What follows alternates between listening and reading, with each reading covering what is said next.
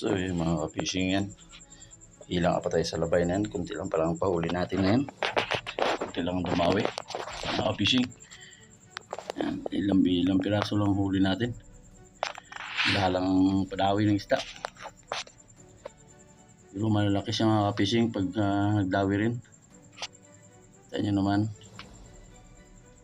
So yan, ila lang tayo kahit kakaunti lang. So biyaya pa rin sa atin to mga fishing. Fishing, naghila nga pala akong dorado na yan. Hindi ko napakita sa inyo yung paghila ko kasi palubat na yung aking video gamit ang cellphone ko. Yan, ang dorado mga 5 kilo ay 7 kilo ang huli palang dorado na yan mga ka-fishing. You know, dorado.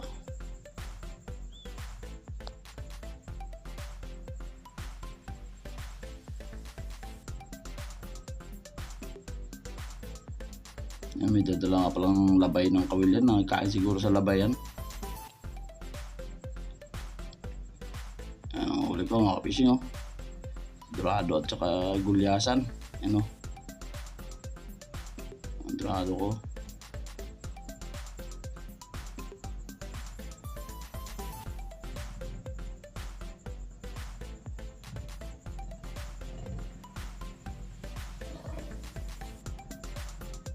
Sabi nga palang kalma na yung mga ka-fishing, oh. Kaya yung isda kahirap pakainin. Ay, kain pala mga fishing, oh, kain din pala.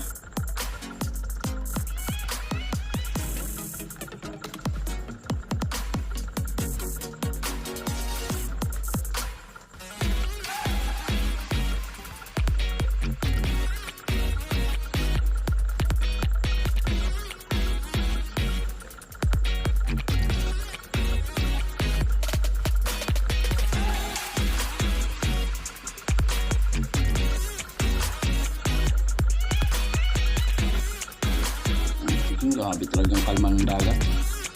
Yan isda madalang magkain sa kalmada.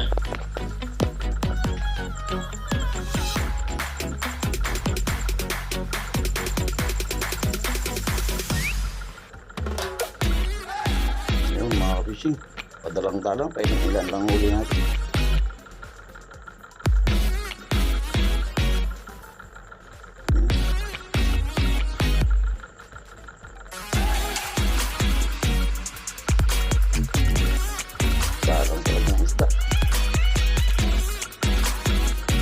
Bagong kalma lang kasi ikaw mga ka-fishing, galing sa may lakas bilang kalmada.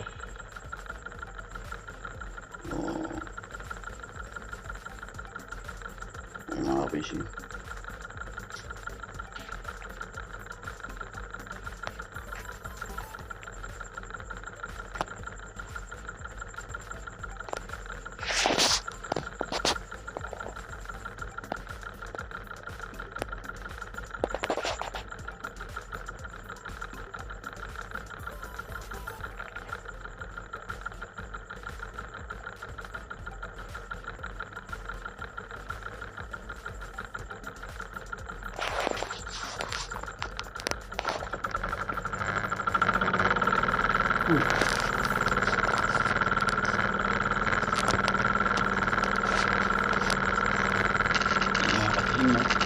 agad naman tayo yung ating kamato. Ayan, o, bid-subid, sabay na naman. Alam kasi ng isda, pangawan na pala yung ka-fishing pero hindi ako magkain isda. O yan, pailahila na nga pala ako na yan.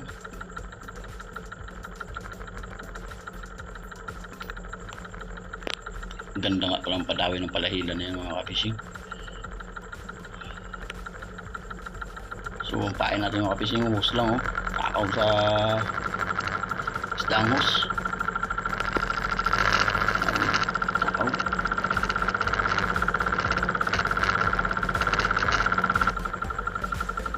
Ang ganyan-ganyan lang ka-fishing pag minor lang takbo. Lahi na para magalaw. Takot ka rin yung isda ng fishing. Hus. Maganda yung pain ng hus eh. Wakan talaga. Wakan hila. Kasi marinig mga ka-fishing yung ano ko busis sa aking video kaya yung voice over ko na lang. Sana kung marinig yung busis ko.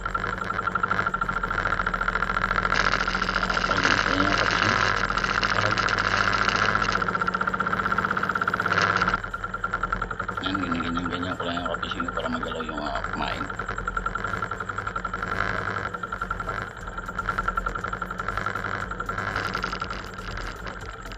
Takaw mga ka-fishing isda na yan.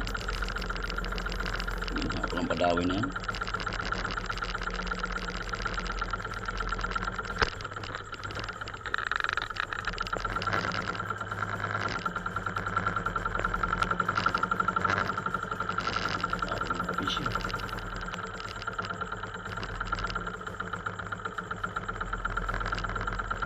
Parag mga kabising, mas nang kumain ko na yun, no? Mas blue. Mas na kulay blue. Takaw. Kabising, talaga pag matakaw ang isda, maraming kain. Kaya minsan kabising, minsan nakakawala. Dami yan sa ilalim.